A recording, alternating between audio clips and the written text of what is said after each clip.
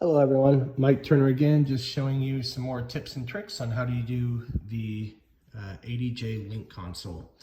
So I'm finding a lot of people are still kind of struggling with the effects tab, and I think it's because most of us, myself including, generally don't like to read the owner's manual, especially when it's for a console and it's over 100 pages long. However, it's something I highly advise because if you do it when you're bored, you'll find some things about this console that I think kind of fly under the radar. But in any case, right now I'm going to show you how to create a pan and tilt effect and show you how to really use it for a live show. So you want to start off by going to the effects tab. Now here on my screen, this is the console I use when I do demos for customers. So you're going to see some effects that are already in there. But I want to make sure that we're all on the same page here. So when you initially press the effects button and it brings up this screen, I don't want you to think of this screen as the area that you go to trigger the effects. I want you to think of this screen as more of a palettes window. And I say that because here is where you will create all the effects specific to the fixtures that you have patched in that you can recall at any point. But this is not where I would go during a live performance to trigger the effect. There's too much button pushing and it's just it's not the best way, and I'll show you a better way. So, since I'm here in the effects window, of course, we go up to the lines here that will give us, oops, sorry, it's hard to do with the phone. I'm going to click on a pan and tilt effect. So this brings us up to this window. At the bottom in red, you'll see some prefabbed shapes, and then you'll see some step generating tools at the bottom. And then you'll see these faders here, which control the speed, phase, and fan, and I'll go over that in a second. And then here's kind of like your pan and tilt range, I guess you would say. You can play around with all these cool little looks on the bottom, or you can get creative and literally use your finger and draw the shape on this square if you'd like. But to be quite honest, most of the pan and tilt effects you're going to do are going to be in some sort of a shape like a circle, or maybe even a straight line like a vertical effect, and so on and so forth. So anyhow, let's keep this simple. I will go ahead and click a circle. All right.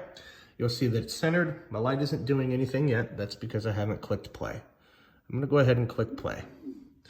Now, you'll notice that this fixture is doing a circle straight up and down, right? And that is because on this plane here, it is pretty much centered. And this might look cool, but let's be real. This isn't pointing towards our audience or the artist on stage. So, and it's actually a little bit too big of an effect, to be honest. It might be shining in people's eyes and whatnot. So what I'm going to do, I don't know if you know you can do this, but you can pinch to make the shape smaller, which now you'll see the circle is a much smaller effect, more precise. And then if you click anywhere outside of the actual circle here, you can actually move it. So if I click and then drag up, I am adjusting the center of what this effect is built upon. So now if we look at the light that was previously pointing at the ceiling, you'll notice it's pointing straight out and doing a ballyhoo type effect. And again, in this analogy, this is pretending like it's more of a 4-pack type system. So this would be based down on the stage. And this is a pretty desirable effect. So if this is something that I like, which I do, oh, by the way, you can adjust the speed here. So if I do this, the effect will go faster, but I'm actually going to leave it a little bit slower. And then the phase, since I only have one light hooked up right now, it's not going to be able to show this correctly. Let's pretend I had 4 moving heads on the base of the stage. When you adjust the phase, that basically creates more of a chase effect, where the lights, instead of them all doing the exact same thing, they are doing the exact same thing, but a couple steps off, which allows them to look kind of like they're chasing each other, and it looks more professional, and it's really cool. Fanning is kind of cool. It works similarly, in my opinion, to the phasing, but it can also be used in static positions, and it gives you just a different way of making the same pan and tilt effect that might be working on 4 or 8 or however many lights you have, but making them work a little differently. It's kind of fun. So there's that. But again, this is something that we like, right? So I'm going to go ahead and click save. You'll see this window pop up. I'm going to go several pages in. I'm just going to go here, and I'm going to pick number 11, just for the sake of conversation. You'll see it gave us a nice little picture of what our effect looked like. You'll see a button there that says image, which means if I wanted to, I could take a picture of this effect and use that instead of the icon, and then you'll see the button label. So I'm gonna call this test circ, just because it's for this video. And I'm going to say done. And then I'm gonna hit my save button again. It's going to let me know that there was a success in saving, and then it brings me back to the effect generator here. I will click back, and you will see my effect, right? So, and that's number 11. So just to give you an idea, I hit my effect, it starts doing it. I can release the effect, and it goes back to its home position. Now, this is not the way that I would use this effect, because again, I'm going to be working largely out of my scenes page. And in fact, let me go to the scenes page for this fixture. You'll see I've got a lot. But what I'm going to do, I'm just going to go kind of to a blank page here. Okay. So I'm going to leave that there. And then I'm going to go back to my effects.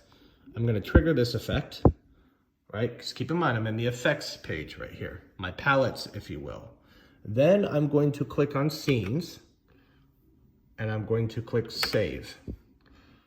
Now this is where I have an opportunity to find a page that I want to put it, and I'm going to put it here, and I'm going to do 11 again, just for the sake of conversation.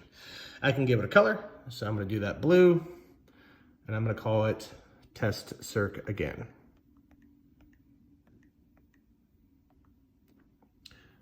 I hit save, and then save again. Now you'll see that I have a scene. So just to recap, I took something that was part of the effects, right? This is where I used that effect to create a scene here. The reason why I do that is when I arrange my shows, you'll see that buttons 1 through 8 here are blank, but I would most likely make button 1 white, number 2 blue, number 3 red, number 4 orange, and I would just fill up the top row with colors. And then the second row I would fill with pan and tilt movements, whether they be a moving effect or a static position. And then the third row here, I would probably do different gobo selections. And the fourth row might be something fun like the triggering of a prism or anything like that. But again, as you'll see, when I hit the effect button, it's doing the effect. And then when I turn it off, it's gone. And if I go to my subs tab, which of course is going to take me to the submasters, you'll see there's my effect right there. Oops. I can hit go. Oh, what am I doing wrong? Oh, I'm on the wrong fader. So when you're in your subs, this is your go or your bump button. This is your go button. Or I could just move the fader slowly up and trigger that effect, and I can move the fader down and turn it off. So anyhow, that is the pan and tilt effects.